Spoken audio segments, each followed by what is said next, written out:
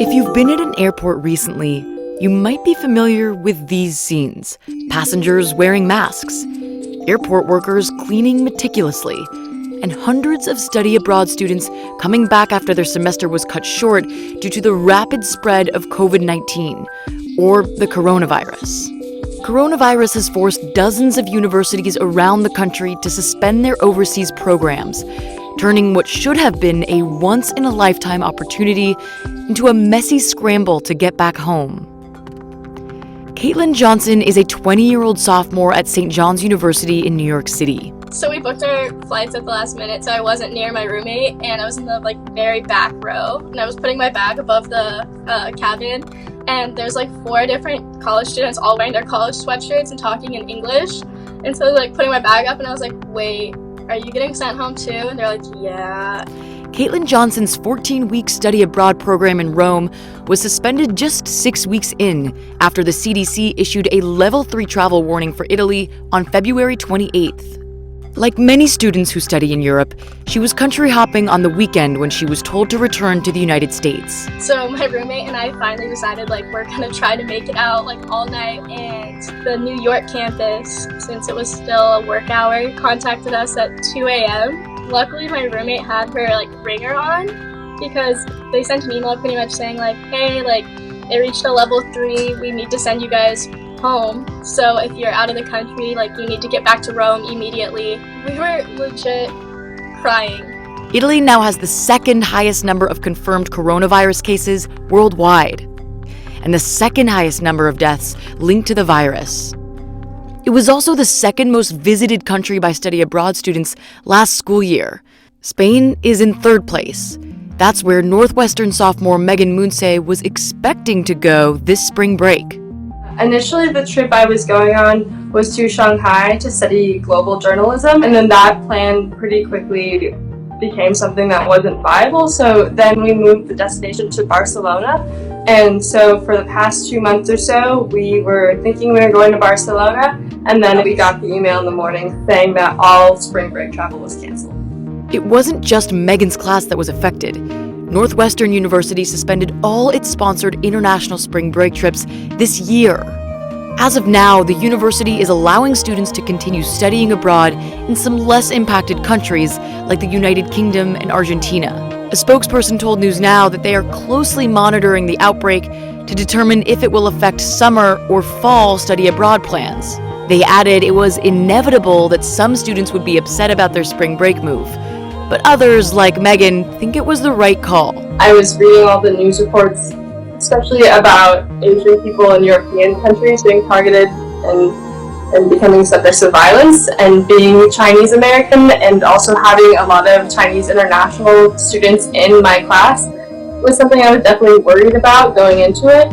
So I think ultimately I'm disappointed that I won't have the opportunity, but the most important thing to me is I'm safe right now, and there's a lot and increasingly more people who can't say that with as much certainty. Returning or staying in the United States would have seemed like the safest option just a few weeks ago.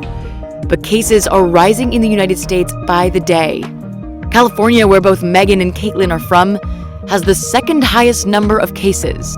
We talked to Caitlin again after she got back to the Los Angeles area. I was on my way to the airport. I got the news alert saying California just declares a state of emergency in LA County, and I was like, well, this is great. I legit just left the state of emergency to go to another one. My doctor actually, because we reached out to her, and I was like, do I need to get tested? Do you want to make sure? And she said that they don't even have the kits. So right now we're seeing that a lot of travelers have questions. Should I stay at home or should I head out in the world? The important thing to keep in mind is that it's entirely a personal decision, and the best thing you can do as a traveler is to stay informed. That means frequently checking the CDC's website and also the website of the State Department for the most up-to-date information. And again, remember that travel is an escape. You should be enjoying your vacation, you should be enjoying your trip. So if you feel nervous about traveling, just keep in mind that you don't have to travel. But there are many people who really still want to get out there and see the world. So say you already have a trip booked and you're worried about flying, or you're worried that your flight might be canceled. The best thing to do is to check in frequently with the airline that you're flying with. Many of our carriers here have decided to waive, change, and cancel fees because they know that travelers are feeling uncertain about flying right now. We also should keep in mind that this is an evolving situation, and so dates might change, booking windows might change, and again, it's best to stay in touch with your carrier for the most up-to-date information. We're also seeing right now that a lot of travelers have questions about cleanliness and safety, particularly as it relates to airlines.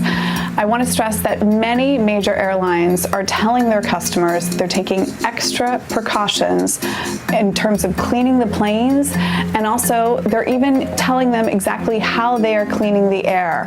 And in many cases, the airlines filter the air at the same grade as hospitals do. So travelers can take some other simple steps when it comes to staying safe on a plane. Make sure that you wipe down the armrest, you wipe down the seat. You should bring your own food on the plane if you want to feel extra cautious and take some extra precautions. And oftentimes the window seats are a little bit better because you have a little bit more limited interaction with other people who are walking down the aisle.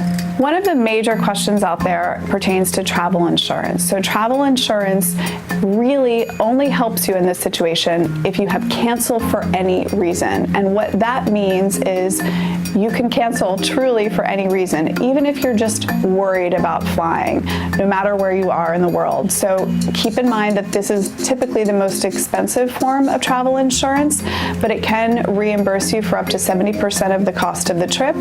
You also need to book cancel for any reason insurance within 21 days of actually booking the trip. That keeps you covered and protected. Right now, we're also seeing some prices drop in the industry, particularly when it comes to flights. And I think it's important to keep in mind, if you feel comfortable traveling, you should travel. It is an entirely personal decision.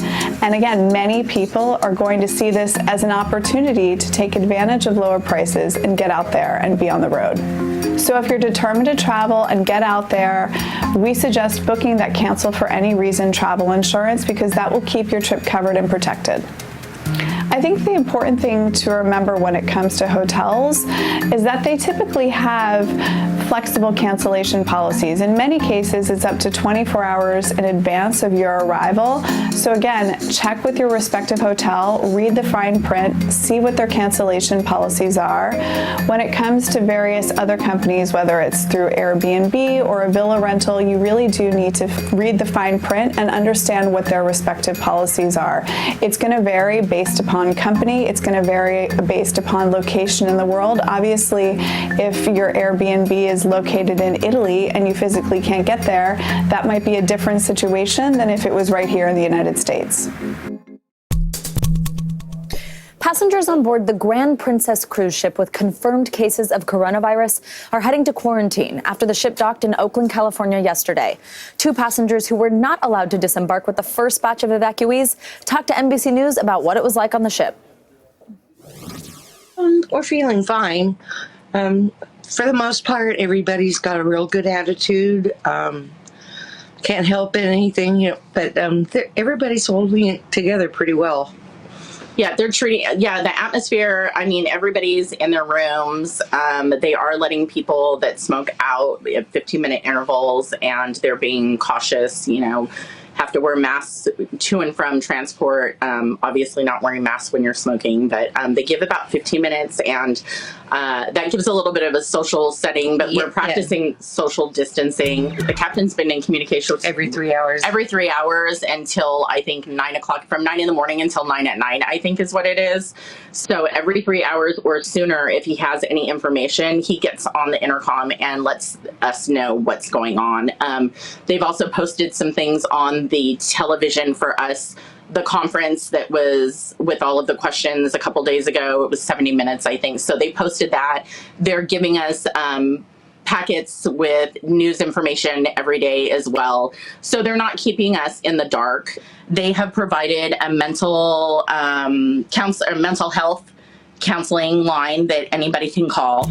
The food is running low, but that's to be expected. We're out, we're on the ship much longer than anticipated. So, and that's not their fault. I think when we get to shore, there's an outside company that is going to be catering to us, which is great.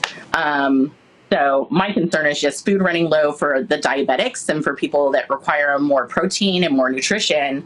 Which I am. Which she is, yes. So, but they're doing their best to give me whatever protein they can get their hands on, some cheese, you know. Yeah. Their treatment's been great. Hopefully we won't be on the ship more than 2 more days. Counting today is the first day, but I don't know. Yeah, we really don't know until we're screened and by the CDC. I think that we'll have a better understanding as to what is going to happen to us. And I feel like we won't know where we're going to go until we get our tags. Right. Is how I feel. We know how we are quarantined here on the ship, but it's kind of an unknown. Like, we don't know. Okay, we know that the federal government, they're shipping us off to a base somewhere. We don't know where, what that atmosphere is going to be like, what we're going to have available to us. Like, now we have our phones. We're able to stay with our cabin mates. Are we going to be in bunkers? And, are we going to be in a huge open room where they've had us quarantined singularly in our rooms? Are they going to put us all together now, or what's going to happen with that? That's the only thing that just comes to mind. I mean, I'm not worried about getting sick. I'm not worried about contracting the virus. I'm healthy and I'm fairly young. And Mom, she's I'm a fairly healthy. Young 63-year-old. Yes. She actually celebrated her birthday on this cruise. We miss being home, but hopefully it won't be more than 2 weeks. We're just anxious to get back to our daily routine. Yeah. Well, here in South Korea, the mood among top officials is one of cautious optimism. They believe that they may have actually reached the peak in the spread of coronavirus in this country. Both the president and the health minister saying similar things, that they believe that about 11 days ago they reached the height of new confirmed cases. On that day, more than 900 new cases were confirmed. Since then, we've seen a steady drop, particularly in the past 3 or 4 days or so. We're now down to 131 new cases reported today. And another interesting note, even though this country is described as one of the hot spots, they have more than 7,500 confirmed cases of coronavirus here, similar numbers to Italy and Iran. The death toll here is much lower. Sadly, 54 people have lost their lives to this virus in this country, but that number is much, much lower than the numbers you see in both Italy and Iran. And one of the reasons health officials say here they believe they've had at least some success, they think, is because of the vast amount of testing. More than 200,000 people tested in this country already. 650 places throughout the country where you can be tested, between hospitals, clinics, and these pop-up drive-through centers. I spoke to the mayor of Seoul, a city of nearly 10 million people, about how they've been able to stem the spread to this huge metropolis. Take a listen. 어떤 경우에도 확진자가 생기면 그 확진자의 동선을 재빨리 파악해서 그분들이 자가격리할 수 있도록 조치하고. It shows the numbers of the patient in each hospitals like this. Now, as I mentioned, we are accepting the patients in other provinces. Seoul has more advanced facilities.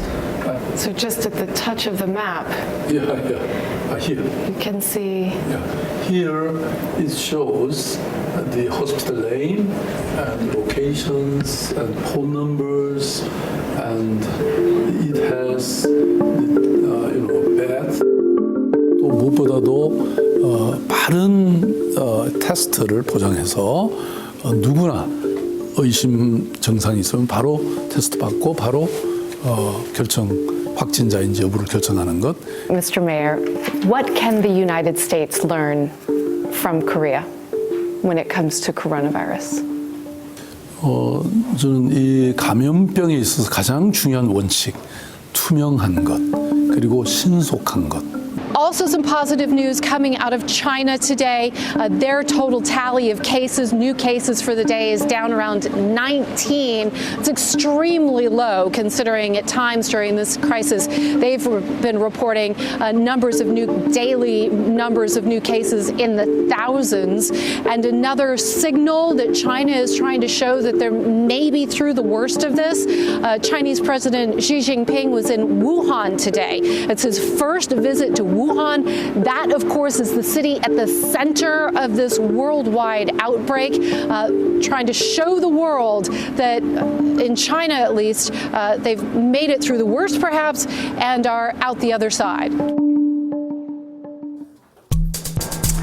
Yeah, tourist spots like this one, Savannah, are almost empty. As you can see, normally St. Peter's Square would be filled with people, but now it looks pretty barren. And that's because of that unprecedented lockdown that you were talking about, that's seeing 60 million Italians being told to stay at home. So what exactly does this mean? Basically, you can go to the store, you can go to restaurants, but a lot of those are going to be closing at 6 p.m., which is pretty early. It's kind of like a curfew. And you can go to work. But for people who are traveling around, they need to be able to show proof that they're doing it for emergencies or for work reasons. That's why a lot of people, you're not seeing them on the streets.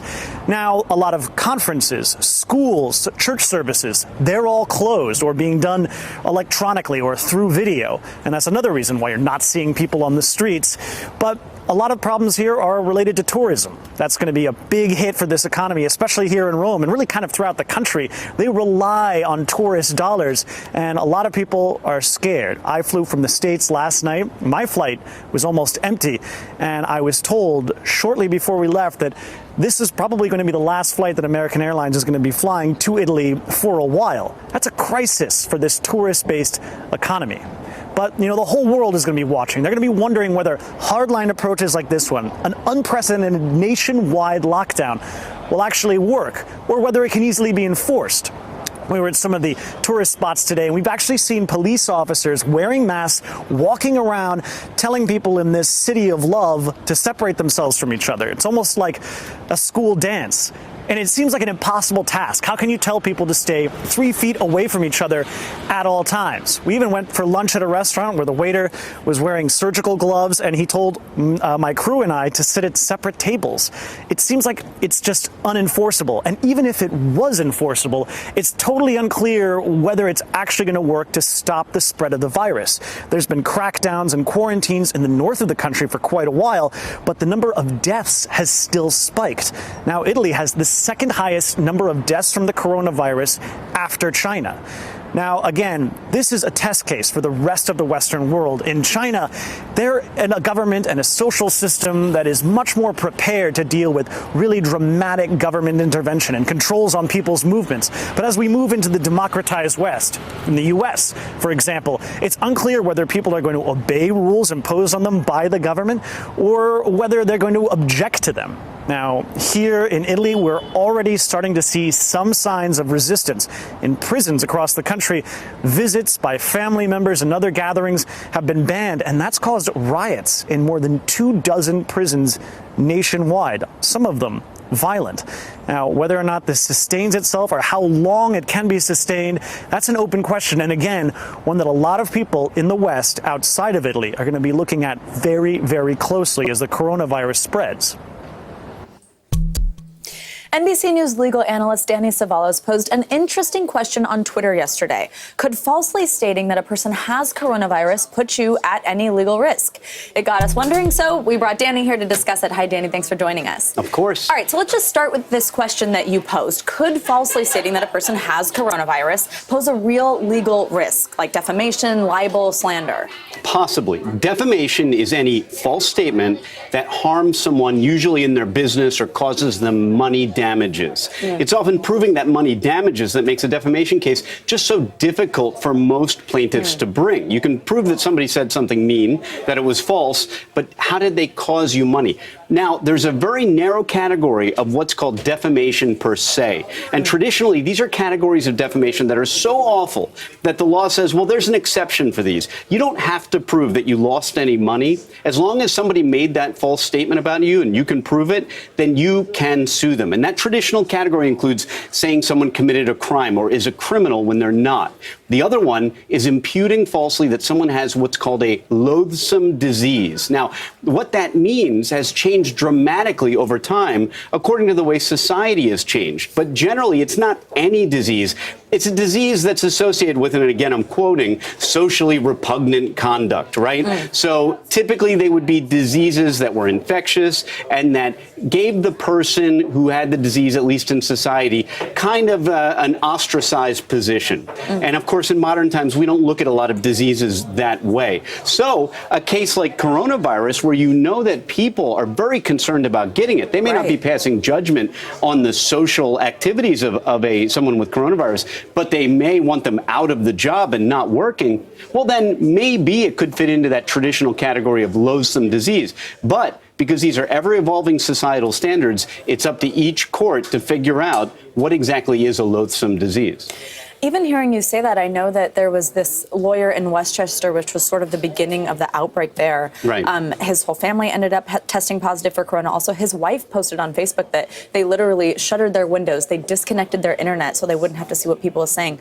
Just this morning on the Today Show, a man who had been on the Diamond Princess tested positive. He's now in quarantine in a hospital in Omaha, Nebraska. He said he and his wife are getting death threats returning to the country. That kind of sounds like it might sort of fit the description you're talking about, especially if you're saying that somebody has it and they don't have it. Exactly right, which is why you need to be very careful, whether you're posting something on social media or even talking in the hallways to folks about people. The requirement for publication of defamation is very slight. So basically talking, whether it's digitally or otherwise, could potentially expose you to liability. So a general rule of thumb is don't accuse people online or anywhere of having coronavirus if you don't know. In fact, a lot of folks who may be infected may not know themselves, and they may be awaiting testing. So without any firm knowledge, it's not a good idea to go around accusing people of having any kind of disease, whether it's a loathsome disease or it's any kind of ailment, affliction, anything.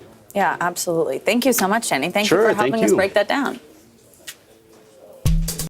Hey, NBC News viewers, thanks for checking out our YouTube channel. Subscribe by clicking on that button down here and click on any of the videos over here to watch the latest interviews, show highlights, and digital exclusives. Thanks for watching.